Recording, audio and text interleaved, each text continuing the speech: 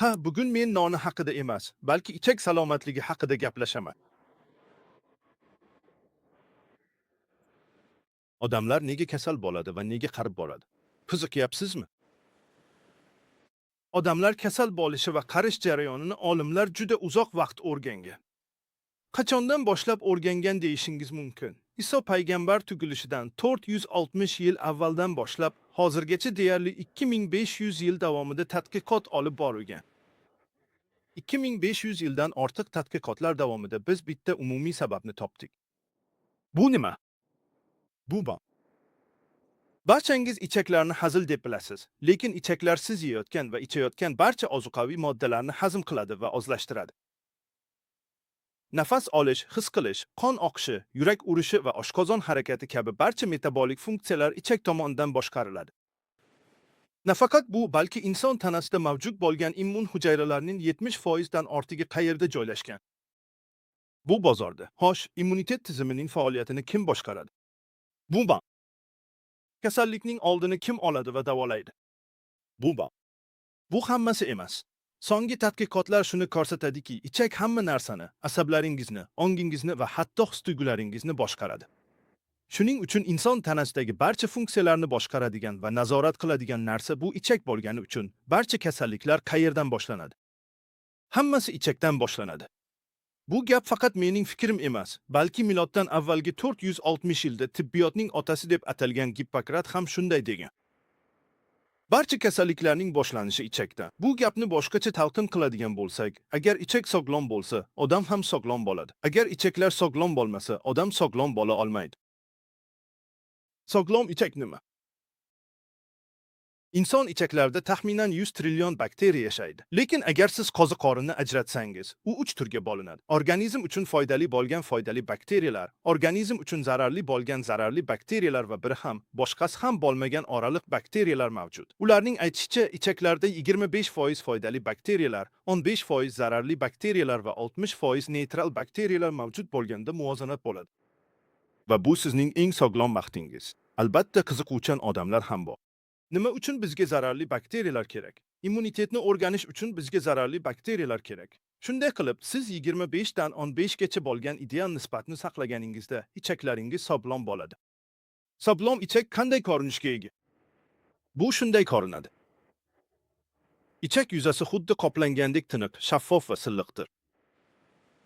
Lekin ichaklaringiz qanday? Sizning bobingiz, yo'q, meniki ham. Yozuvchilar zamonaviy davrda yashovchilarning kundalik hayotini tasvirlaganda, ular har bir kunni urush kabi yashayotganliklarini aytishadi. Bandmisiz? Qiyin paytlarni boshdan kechiryapsizmi?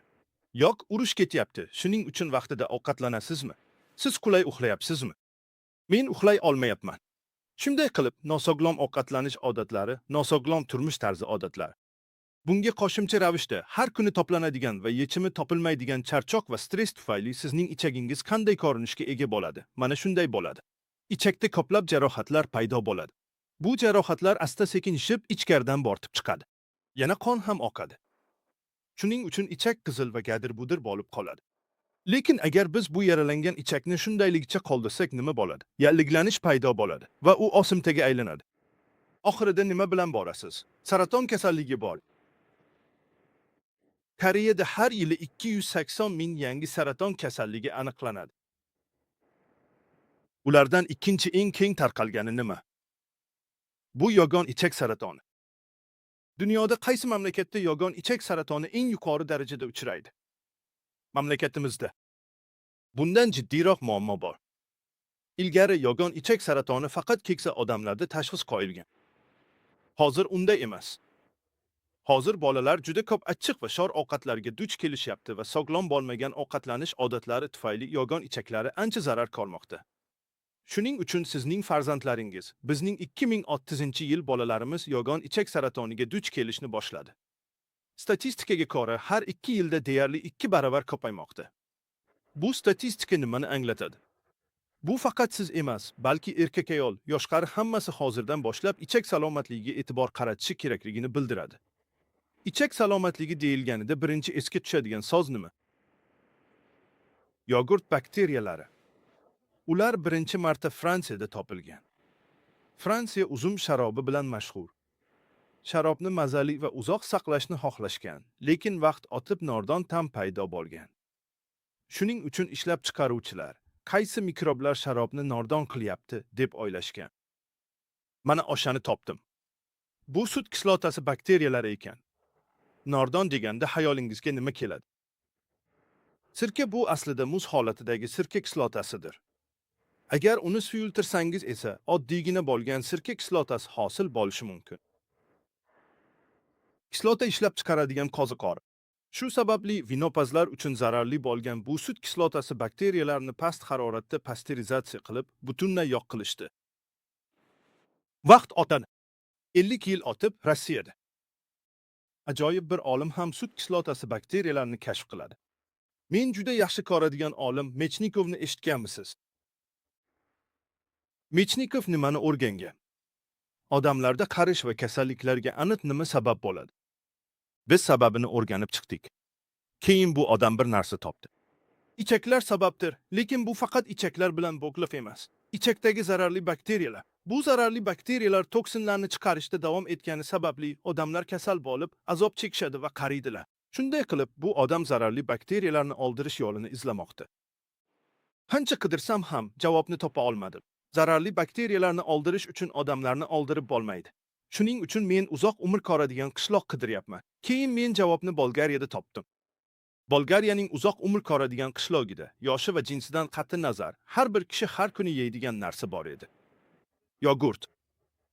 Ammo 1800-yillarda faqat tirik bo'lish insonni sog'lom qiladi deb o'ylashgan. Shuning uchun men yogurt ichidagi tirikini qidirdim. Xo'sh, bundan nima chiqdi? Sut kislotasi bakteriyalari paydo bo'ldi. Probiotiklar nimaga yordam beradi, dedingizmi? Tok, zararli bakteriyalar kislotani yomon ko'radi. Hatto zararli bakteriyalar kislotali joyga borsa, ular faoliyat ko'rsata olmaydi va olib qoladi. Shundan so'ng Mechnikov e'lon qiladi: tirik probiotiklarni iste'mol qil.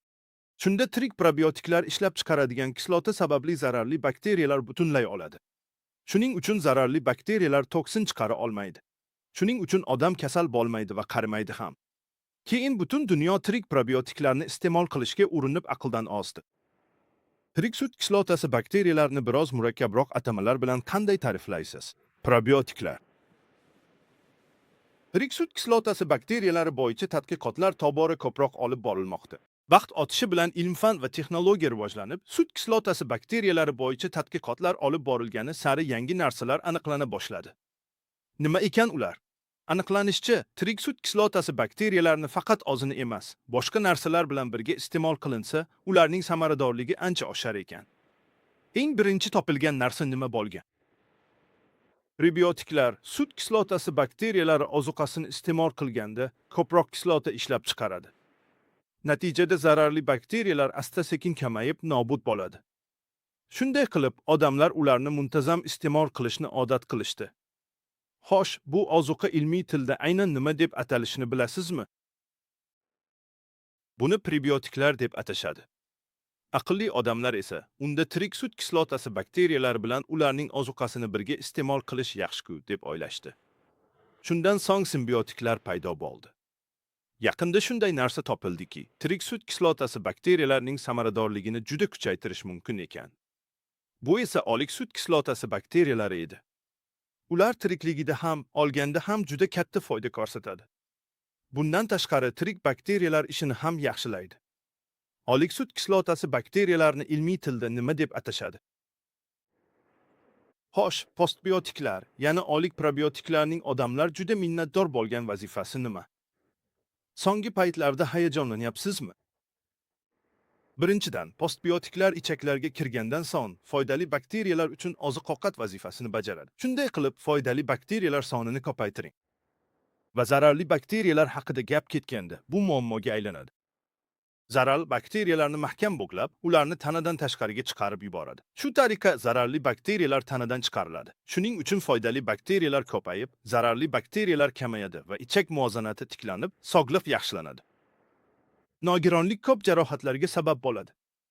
Aytganimdek, yaralar, qon ketish va osmalar davolanmasa saratonga aylanishi mumkin. Bu yara qanday ko'rinadi? Zararli bakteriyalar unga yopishishga urinadi. Ammo postbiotiklar qo'shilsa, zararli bakteriyalar unga bog'lanolmaydi va u yaralarni davolaydi. Shunday qilib, ichaklaringiz sog'lom bo'ladi. Bu hammasi emas.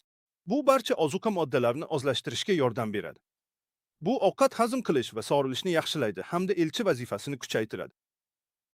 Bu nafaqat immunitet tizimini, balki butun tananing immunitet tizimini ham mustahkamlaydi. Hozirgi kunda e'tiborni tortayotgan narsa shuki, asab, ruh va hissiyotlarni juda tinchlantirib beradi. Postbiotiklarning ana shunday foydali xususiyatlari aniqlangani uchun odamlar ularga hayrat bilan qarashmoqda. Yana bir narsa, tirik laktobakteriyalarning ham uchta yetishmaydigan funksiyasi bor. Tirik laktobakteriyalar zararli bakteriyalarni yo'q qilishda har qanday narsadan kuchliroq ta'sirga ega. Lekin tirik laktobakteriyalarda kamchilik yo'qmi? Ha, uchta kamchiligi. Birinchidan, laktobakteriyalar ichilsa, ichakda ta'siriga vaqt kerak. Bu on 2 soatdan 3 kungacha vaqt ketadi. Shuning uchun laktobakteriyalarni doim iste'mol qiling. Ular immunitet va himoya funksiyasini eplay olmaydi. O'sha paytda postbiotiklarni iste'mol qilsangiz, ular esa darhol immun funksiyasini faollashtiradi. Shuningdek, ular zararli bakteriyalarning faoliyatini to'xtatib, keyin ularni tanadan chiqarib yuboradi. Shuning uchun keyinchalik laktobakteriyalar zararli bakteriyalarni yo'q qilayotganda, yo'q qilinishi kerak bo'lgan zararli bakteriyalar soni kamaygan bo'ladi. Postbiotiklar tirik sut kislotasi bakteriyalari qoldirgan bo'shliqni to'ldirishi mumkin. Ikkinchi, inson tanasi tirik mavjudotlarga qarshi immunitetga ega. Tirik organizmlar tanaga kirganda immunitet reaksiyasini qo'zg'atadi. Ammo immuniteti zaif odamlar xavotirda. Bunday kishilar ichaklarni sog'lom saqlash uchun probiotiklar ichish kerak. Bunda olik sut kislotasi bakteriyalari ushbu rolni bajaradi. Yana bir gap, u yerda 100 trillionlab bakteriyalar yashaydi.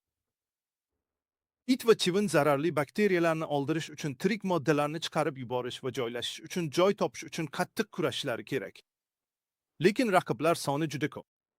Shuning uchun postbiotiklar to'liq kirib, zararli bakteriyalarni butunlay tanadan chiqarib yuborsa, joy uchun kurashish ancha osonlashadi.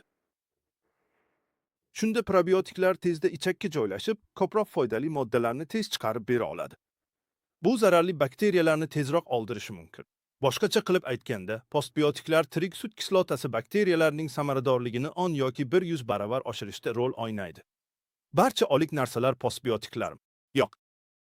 Postbiotik nomini olish juda qiyin. Qancha shart bajarilishi kerak? Bajarilishi kerak bo'lgan 6 ta shart mavjud. Birinchidan, siz shartsiz olishingiz kerak. Foydasi yo'q, barchasi olish kerak. U butunlay olik bo'lishi kerak. Ikkinchidan, olimdan keyin samaradorlik tekshirilishi kerak. Tirik probiotiklar foydali, ammo oliklar ham foydalimi yoki yo'q tekshiramiz.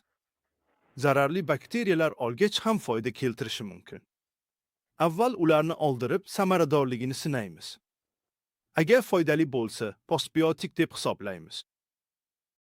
Boshqasi olganda siz ularni shunchaki oldira olmaysiz. Uni chiroyli qilib oldirish kerak. U shakli va jozibasini saqlasin. Ularni chiroyli va muloyim oldiramiz. Bu mahorat so'raydi. Diqqat zarur. Kopini birdan yo'q qilish kerak. Lekin juda kopini toplasangiz, qochib bir-birini itaradi va shaklini saqlash imkonsiz bo'ladi. Shunday qilib, ularni guruhlab yo'q qilish ham mahorat talab qiladi. Tashqaridan doim oldirish haqida gapirishim galati tuyulishi mumkin, lekin shu tortda mahorat juda zarur. Bundan tashqari, laktobakteriyalar uchun foydali prebiotiklar, metabolitlar bo'lishi va mazali qilish uchun zararli qo'shimchalar qo'shilmasligi kerak. Foydalisini qo'shing. Atomi ham yaqin orada postbiotiklarni chiqaradi. Atomic Postbiotics ushbu shartlarning barchasiga javob beradimi? Siz buni qilmadingizmi? Rais bu yerda emasmi? Rais hatto og'zi qoniqmagan mahsulotni ham sota olmaydi. Rais sizga yoqadimi? Juda yoqimli emasmi? Biz tadqiqot va ishlanmalar bilan shug'ullanadiganlar olamiz. Aslida bitta ham imtiyozi yo'q. Mukammal bo'lmasa chiqarmaymiz. Keling, bilib olaylik. Bizning Atomic kompaniyamiz juda ko'p texnologiyalarga ega. Men ularning barchasini mukammal oldira olaman. Agar siz uni bir vaqtning o'zida yuqori olovda yoqsangiz, yonmaydigan ba'zi qismlar bo'ladi. Biz sekin yoqib oldiramiz. Uzoq vaqt davomida yonib turing. Shunday qilib, u hech qachon hayotga qayta olmaydi. U mukammal oldirish texnikasiga ega. Yana bir narsa, siz funksiyaning samarali ekanligi isbotlanishi kerakligini aytdingiz. Biz foydalanadigan 7 ta probiotikning juda ko'p foydalari bor. Foydasi isbotlangan xususiyatlar orasida antioksidant, antibakterial va yallig'lanishga qarshi ta'siri allaqachon aniqlangan. Shuningdek, ichakni sog'lomlashtirish xususiyati ham tan olingan. Bundan tashqari immunitetni oshirish xususiyati ham tan olingan. Bundan tashqari semirishga qarshi yordam beradi. Shuningdek, atopiya va dermatitni davolash xususiyati ham isbotlangan. Insongi tadqiqotlarda esa qon shakarini nazorat qilish xususiyati ham aniqlangan. Buning uchun shaklini to'liq saqlab qolish kerak. Agar shakli saqlansa, immunitet hujayralari tezroq o'rganadi. Agar shakli buzilsa, o'rganish uchun ko'proq vaqt ketadi.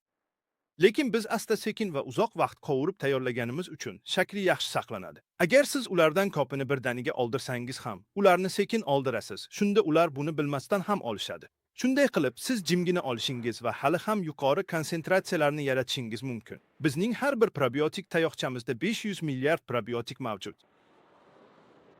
Bizda 30 raqami bor. Bitta mahsulotda nechta probiotik mavjud? U 15 trillionni tashkil qiladi. Ehtimol, atrofingizda bundan ko'proq probiotik topish oson emas.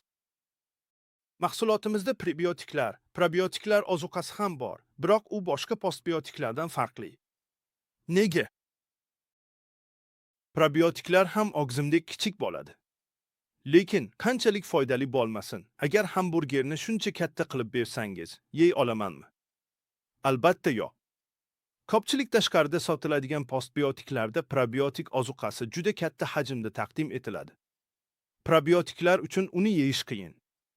Biz esa probiotik ozuqasini fermentatsiya qildik va uni bir og'izda yeyish mumkin bo'lgan hajmga keltirdik. Natijada foydali bakteriyalarimiz boshqa postbiotiklarga qaraganda ko'proq va osonroq oziqlanadi. Bu esa sizni yanada sog'lom qiladi. Agar tanlab ovqatlansangiz, bizning mahsulotlarimizni ham yeysiz. Yana biri. Vakilimiz oldinroq ketgan, to'g'rimi? Bizning bosh direktorimiz tobora raisga o'xshab bormoqda. Postbiotik ishlab chiqaruvchi sifatida bozordagi barcha mahsulotlarni sotib olib o'rgandingiz. Shuningdek, qon shakari balandligi zararli bo'lgani uchun uni tushiruvchi ovqatlarni iste'mol qiling. Butun mamlakatni kezib Jeju oroliga keldim. Professor Kwon Yongin bilan o'rganilgan onirora tabiiy moddasi qon shakarini pasaytirib, uni barqaror ushlar ekan. Direktorimiz ruxsati bilan bu tarkib qo'shildi. Bu sizga juda foydali bo'ladi. Rais ham, bosh direktor ham juda talabchan, so'z bilan ifodalab bo'lmaydi. Xulosa qilaylik. Ichak salomatligi uchun sizga 3 ta narsa kerak. Bu barcha olimlar hikoyasi. Probiotiklar 3 narsani: tirik, olik laktobakteriyalar, fosbiotiklar va ozuqasini talab qiladi. Bu 3 ta narsani mukammal birlashtirgan mahsulot mavjud. Qayerdasiz? Bu atomiya. Ichak sog'ligi uchun atomiy probiotiklari, stisut kislotasi bakteriyalari va yangi posbiterchini birga qabul qiling. Biz ichak salomatligingiz uchun mas'ulmiz. Rahmat.